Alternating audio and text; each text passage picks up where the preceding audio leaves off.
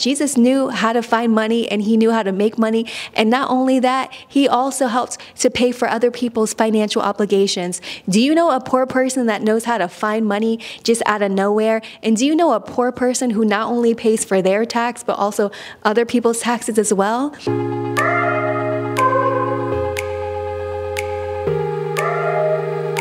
What's up? It's Johanna with God is Glamorous, where we learn how to live our best lives through Jesus Christ.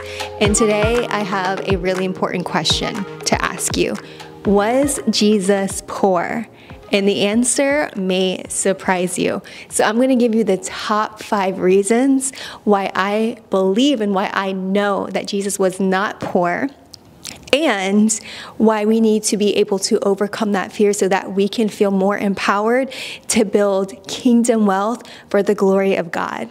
Let's get right into it. So people oftentimes believe that Jesus was poor, and this is really not true at all. Throughout the Bible, we are able to see that Jesus was not poor. In fact, he was not only very well off, he had more than enough.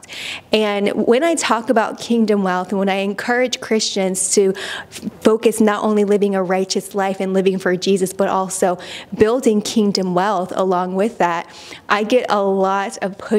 And the biggest pushback that I get from Christians is the fact that Jesus was poor. And quite honestly, this is not true at all. I honestly believe that the enemy wants us to believe that Jesus is poor, because if we believe that Jesus is poor, that means that we can get comfortable with mediocrity and living in lack. And this is not God's desire for us. Jesus says in John 10:10 that he has come so that we can have life and life more abundantly, and abundantly in all areas of our lives. And that includes financial abundance as well, so long as it is used for the glory of God. So this is why I believe that Jesus was not poor. All right, first things first. So the reason why I know Jesus was not poor was because not only did he have a treasurer who was Judas, one of his disciples, Judas often stole money from that money bag many, many times. So in John chapter 13, verse 29, the Bible says that Judas was in charge of the money bag. And in John chapter 12, verse 6, the Bible says that not only was Judas the keeper of the money, but he used to steal from it regularly. So if Jesus was so poor, number 1, he wouldn't have a money bag. Number 2, he wouldn't have someone in charge of it.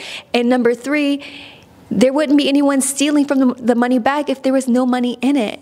And that money bag was used to support Jesus and his disciples. Not only that, that money bag was also used to give to the poor. In John 13:29, the disciples thought that Jesus was telling Judas to either pay for some things or to give to the poor. So not only did that money bag supply their needs, it was also used to give freely to those in need. So that is one way in which we're able to determine that Jesus was not poor, and not only did he have enough, he had more than enough to also freely give. Number 2, another reason why I believe that Jesus was not poor was because Jesus knew how to get money and how to find money. Not only did he give his disciples business strategies in order to build more wealth, he also knew how to find money. So in John 21, verse 6, the disciples were having a hard time catching fish. Jesus steps on the scene and said, "Cast your net to the right side." That's when they were able to draw in so much fish that the net couldn't even keep it in. In Matthew chapter 7, verse 27, Peter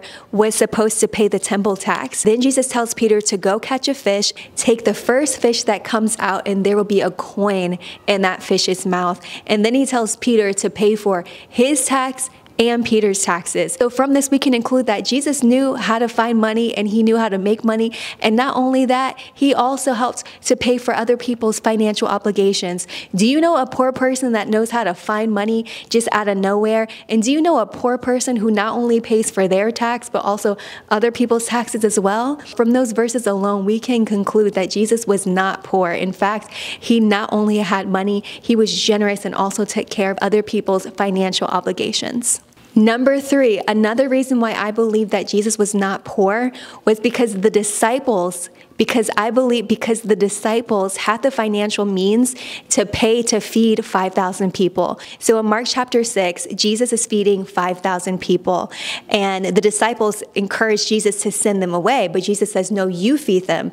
And then the disciples say something that's really interesting. So in Mark chapter 6, verse 37, the disciples actually offered to pay to feed the 5,000. And they say, should we take 200 denarii and buy bread to feed these 5,000? By them offering to spend 200 denarii tells us that they had 200 denarii in their possession.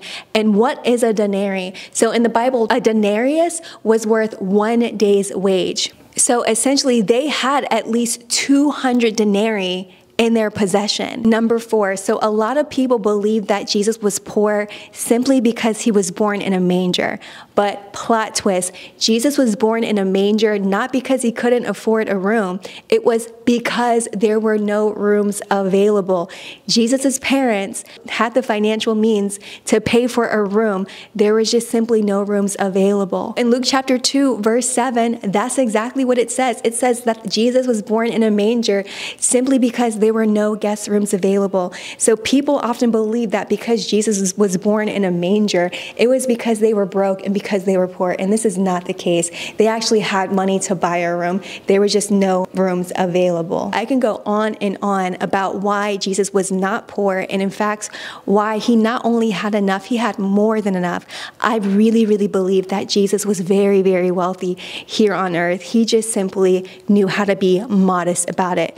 Throughout the Gospels, you never saw Jesus begging for food. You never saw Jesus laying down outside in the cold on the floor. Jesus had more than enough, and he made sure that his disciples were well taken care of. And I hope that this video gives you the freedom to understand that you don't need to be poor and you don't need to be broke. Get it out of your head that Jesus was poor. That is not true. All you have to do is do some digging into the Gospels and you will easily find that out. So if you are a Christian woman and you're like, I'm ready to stop being poor. I want to be able to have exceedingly abundantly more than I can ask or imagine according to the power that works within me. And if you're ready to be a kingdom-minded millionaire and build wealth and generational wealth for the glory of God, definitely join my coaching program, my Bible Business and Branding Bootcamp. I will help you to build wealth, build a business, build the ministry that God has placed on your heart so that you can build wealth for the glory of God. Other than that, thank you so much for watching, and I will see you in the next video. Stay glamorous.